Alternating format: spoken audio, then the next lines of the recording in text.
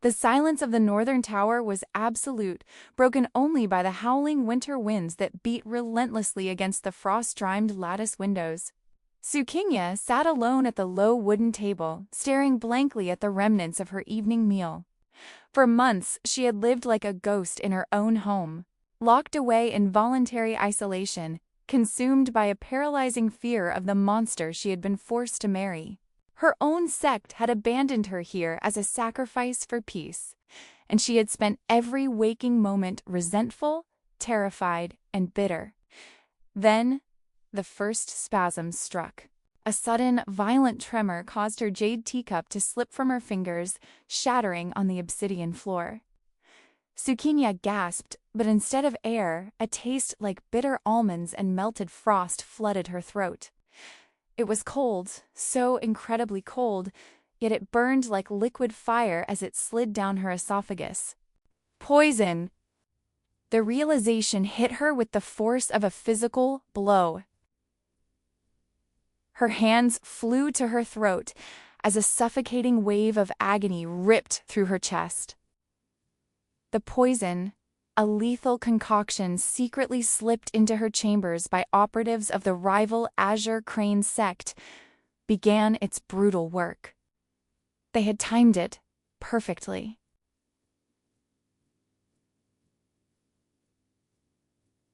Her husband, Ziyan, was away on the southern borders, quelling a fierce rebellion. There was no one to save her. She tried to call out for the guards, but her vocal cords seized.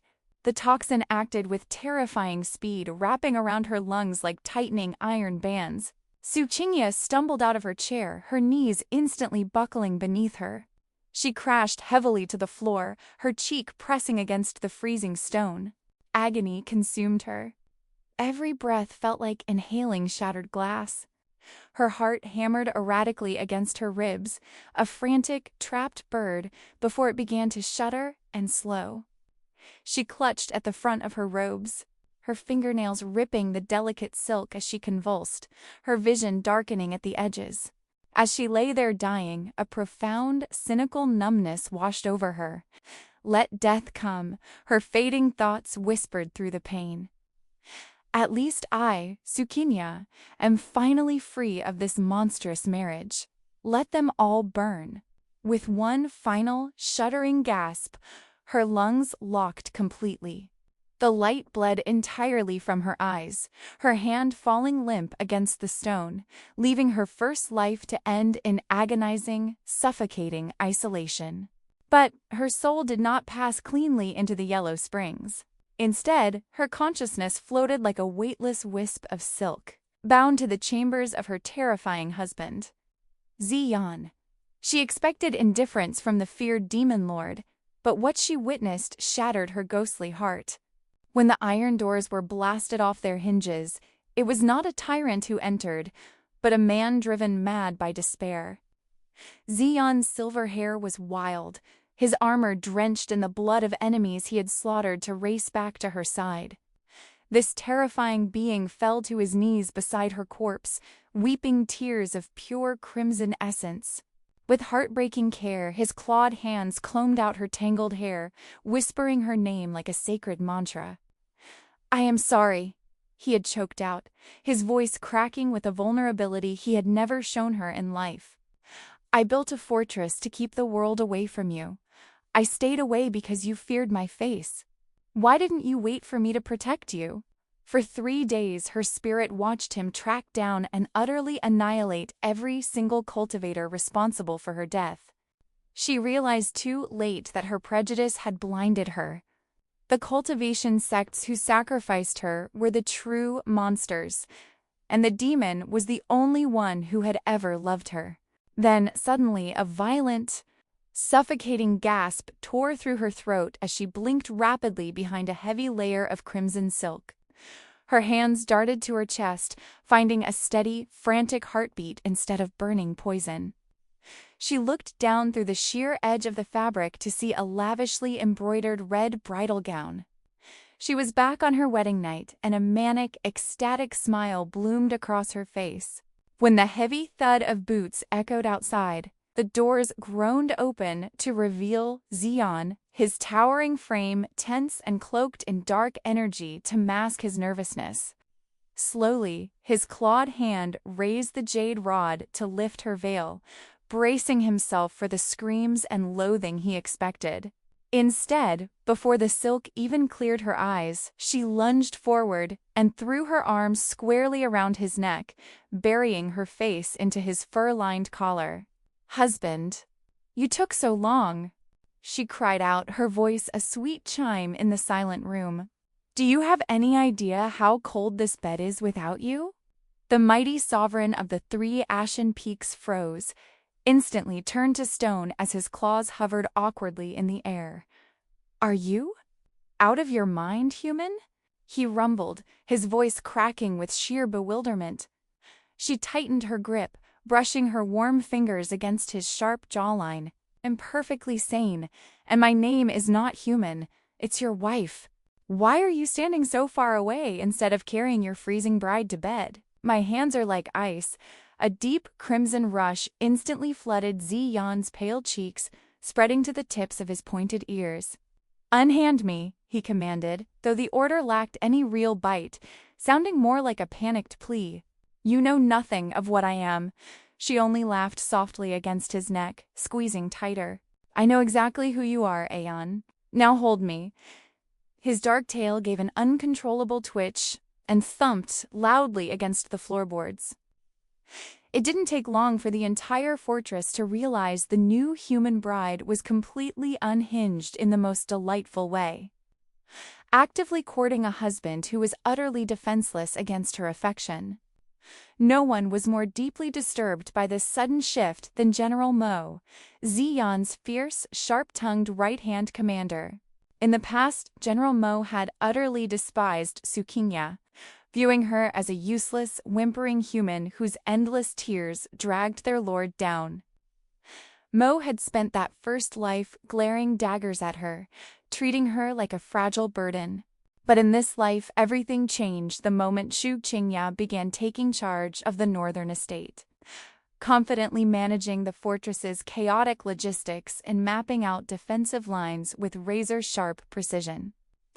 When a minor demon officer tried to test the new bride's authority by intentionally delaying supply shipments, Suqinya didn't weep. She marched into the armory, flipped a heavy iron table right before General Mo's eyes, and cursed the corrupt officer out using flawless military jargon. General Mo had frozen mid-stride, her jaw dropping as she watched this supposedly frail human dust off her silk sleeves with a serene smile. From that moment on, the fierce demon general was completely starstruck. An iconic, unlikely duo fast-formed between them. Realizing she had found an eager accomplice, General Mo began pulling Suqinya aside into the palace shadows, eagerly whispering secret, invaluable tips on how to properly handle a demon. It was Mo who covertly revealed that rubbing the sensitive skin right where Xian's horns met his brow would instantly disarm him, and that beneath his terrifying god of war exterior, their sovereign actually possessed a massive sweet tooth for rare, honeyed mortal pastries. In exchange, Suqinya sat with the general over late-night maps, teaching her how to read complex mortal military formations and exploit the predictable, rigid battle tactics of the righteous sects. Their fast friendship only amplified the domestic warfare Suqinya waged on her husband. A month into the marriage, Xian awkwardly presented her with the jagged, terrifying skull of a six-eyed netherwolf he had hunted, dropping it heavily on her table. "A trophy," he grunted, looking away stiffly while General Mo watched anxiously from the doorway. "If it displeases you, I will throw it into the abyss."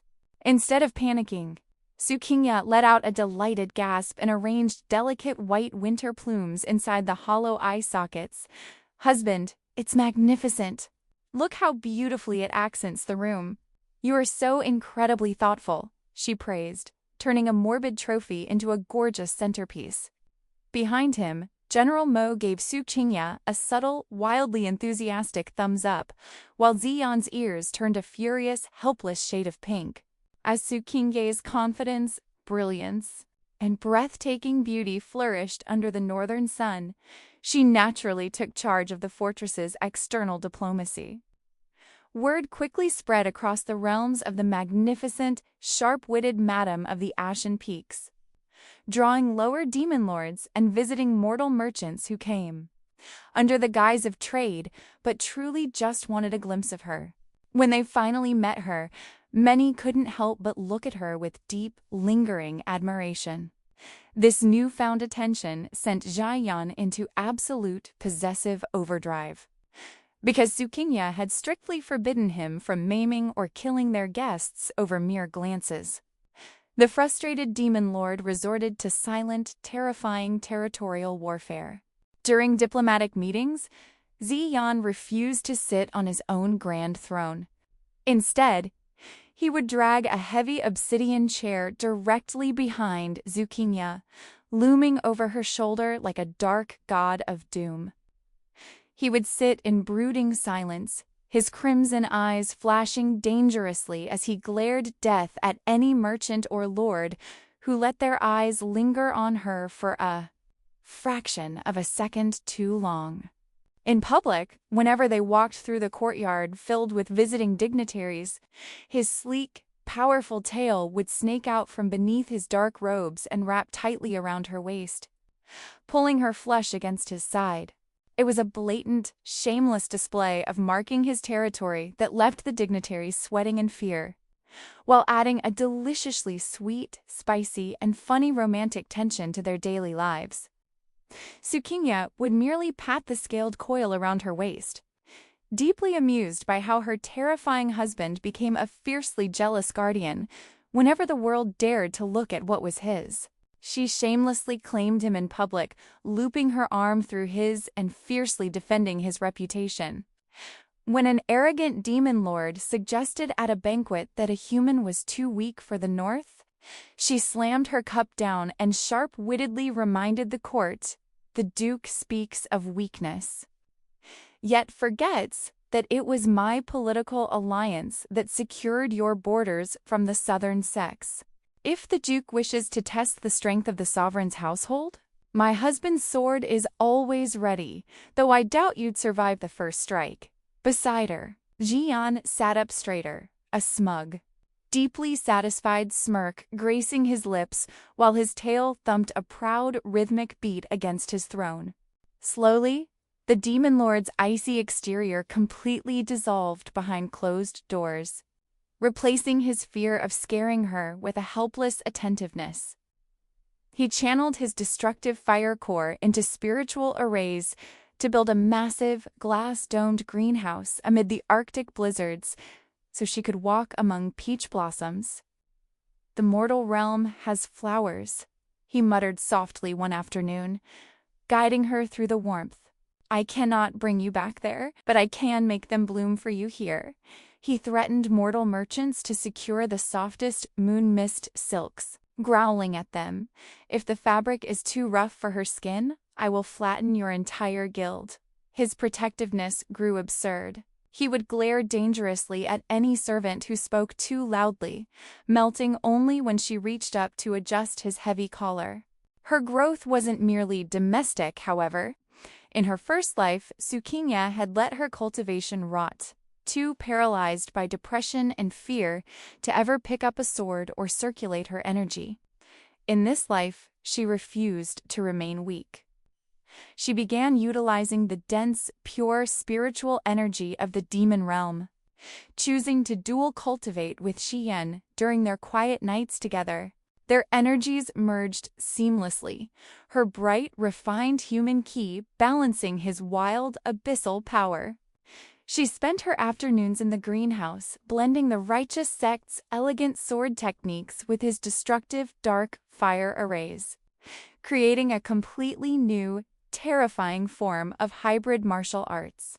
What she didn't expect was that her intense training regimen would throw the entire Ashen Peaks fortress into a frantic, protective frenzy. The moment she declared she was dedicating her hours to cultivation, everyone from the high generals to the kitchen staff treated her like a precious, irreplaceable treasure that needed constant nurturing. Whenever she paused her sword forms to catch her breath, General Mo would suddenly appear from the shadows, entirely unprompted, carrying a platter of rare, iced spiritual melons or the honeyed mortal pastries she loved. "A warrior cannot cultivate on an empty stomach, madam," Mo would grumble with a stiff, incredibly earnest salute, pretending she hadn't sprinted all the way from the palace kitchens just to ensure the snacks were cold.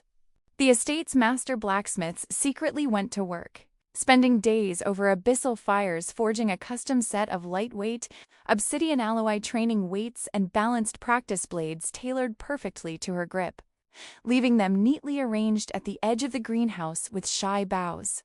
Even the lower servants mastered the art of stealthy caretaking. Whenever she sat cross-legged to meditate, she would hear the faint, whispered arguments of guards outside the doors, fiercely threatening to skin alive anyone who dared to make a sound and disturb her rest.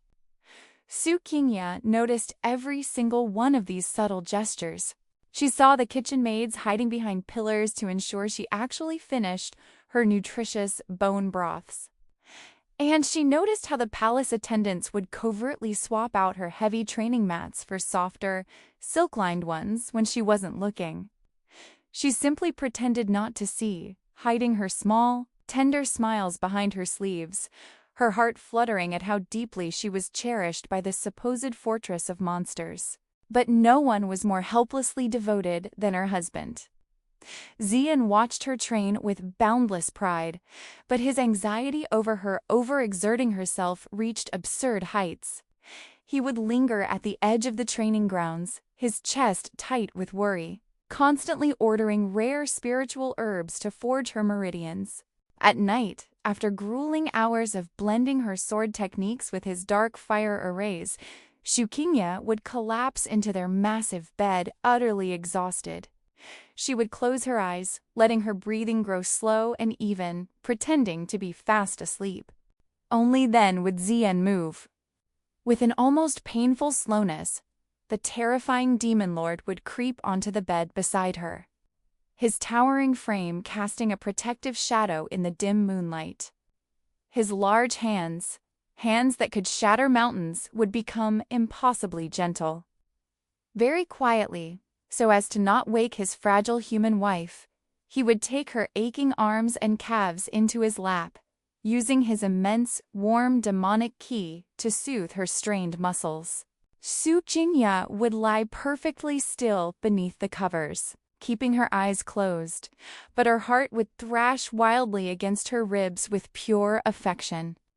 She could feel the deep, steady rhythm of his hands massaging the tension from her limbs, his thumbs rubbing small, soothing circles into her skin, accompanied by the faint, rhythmic thump-thump of his dark tail wagging happily against the mattress because he thought he was secretly taking care of her.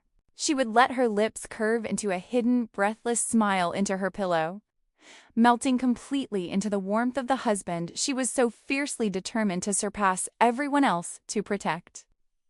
6 months into the marriage, a grand envoy from her old cultivation sects arrived under the guise of inspecting the peace treaty, fully expecting to find a miserable, tortured martyr.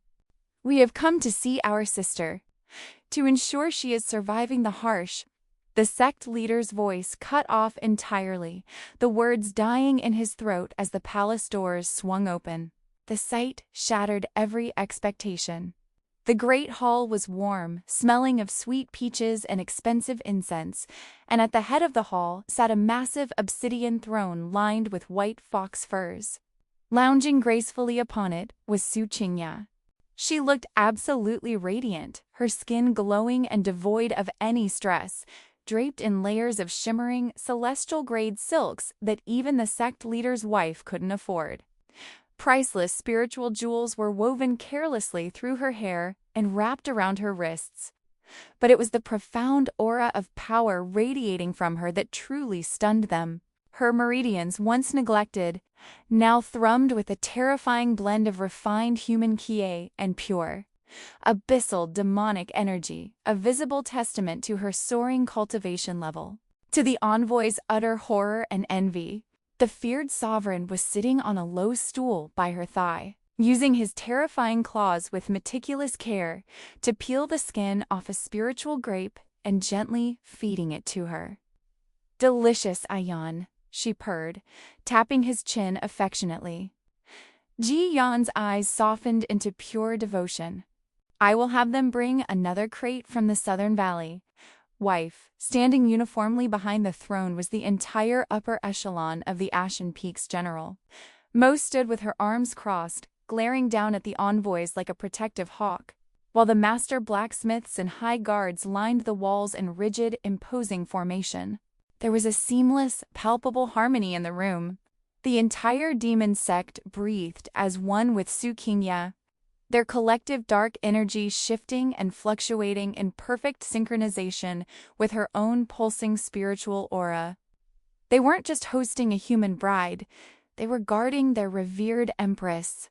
The sight of her wealth and newfound authority awoke a foul greed in the righteous cultivators, who secretly approached her in the greenhouse that night.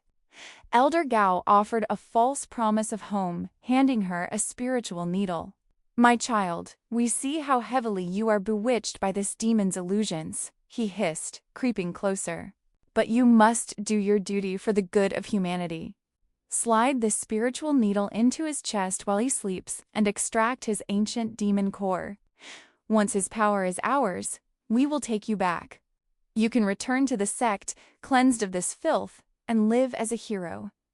Recognizing the very weapon used to poison her in the past, Sukinya suppressed a feral smile, let fake tears well in her eyes, and feigned agreement.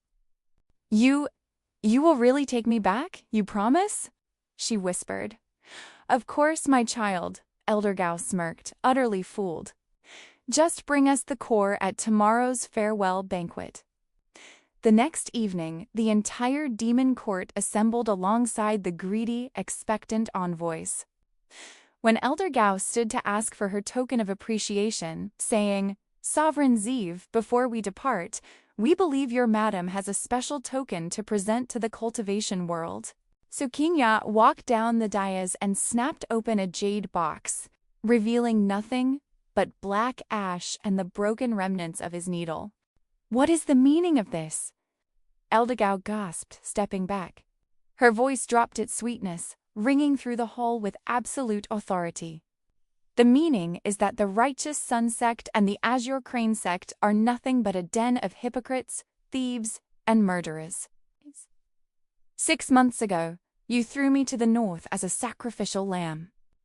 Last night, Elder Gao commanded me to assassinate my husband and steal his core. Slander! This is demon witchcraft!"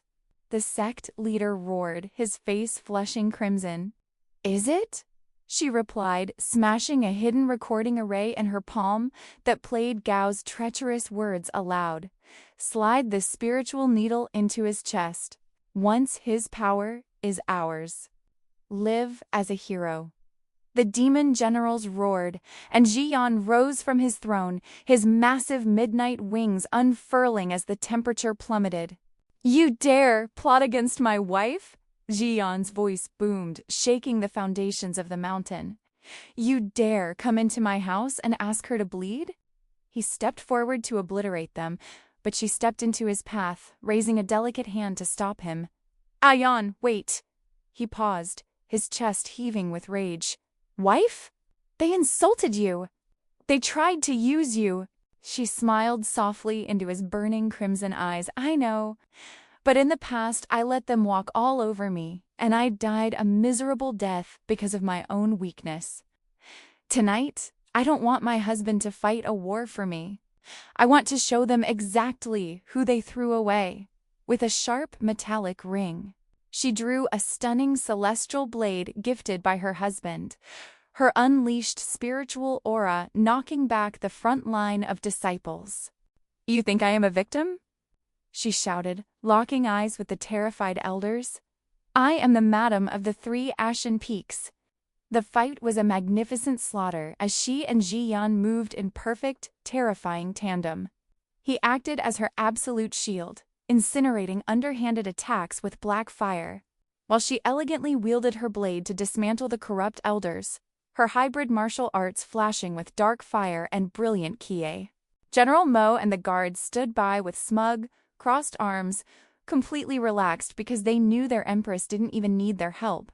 Within minutes, the righteous envoys were brought to their knees with shattered spiritual veins, completely eclipsed by the raw talent they had tossed away. Su Qingya lowered the tip of her sword to Gao's chin, stepping squarely onto his white robes. "Go back to the mortal realm," she whispered with chilling malice. "Tell everyone what happens when you touch what belongs to the Demon Lord, and tell them that if your sects ever look toward the north again, I will be the one leading the demon army to your gates." Behind her, Xian watched his fierce wife with pure adoration, his tail giving a happy, violent thump that completely ruined his terrifying aesthetic. The disgraced envoys crawled back to a cultivation world that soon crumbled, as their hypocrisy caused their allies to abandon them and left the corrupt elders as penniless rogues who could only listen to bards sing of the immortal Empress of the North. During the subsequent victory celebrations, a massive outer territory warlord named Duke Wu loudly questioned her strength, shouting, "Sovereign Z, is the high throne to be shared with a fragile mortal? A stiff wind from the abyssal rift might blow her away," prompting her to casually hook her foot beneath her heavy jade table and flip it across the room with a burst of energy, pinning the warlord to the floor. She calmly bit into a pear.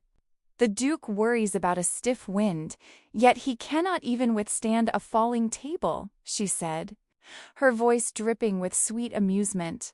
"If my husband is the shield of this realm, Duke Wu, it is only because he is keeping the rest of you safe from me."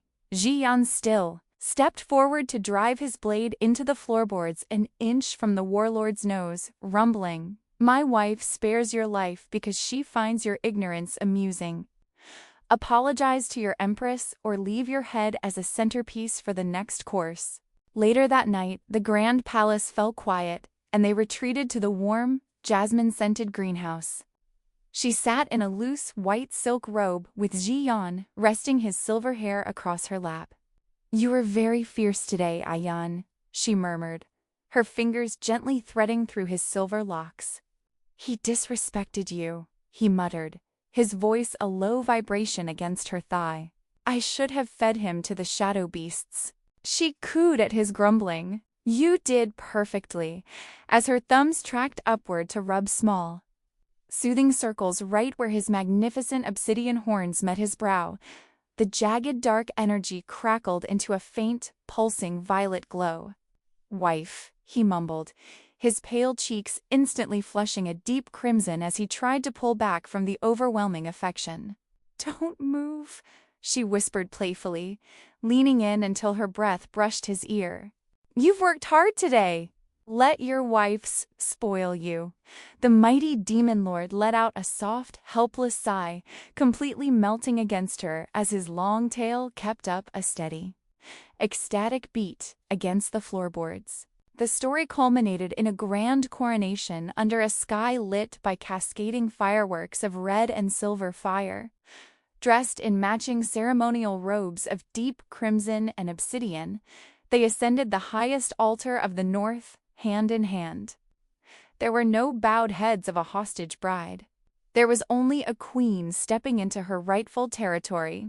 As Xian placed a matching crown of dark jade upon her head, he leaned in, his eyes burning with an affection that spanned lifetimes. "In this life, in every life, you are my sovereign," he vowed, his voice a sacred promise against her lips. "Forever." Su Qingya smiled up at him, gripping his hand tightly. "And longer," she replied, stepping forward to face their kingdom deeply loved, completely avenged, and forever protected. Thanks so much for sticking around until the end of the video. If you enjoyed this, please like, subscribe for more videos in the future.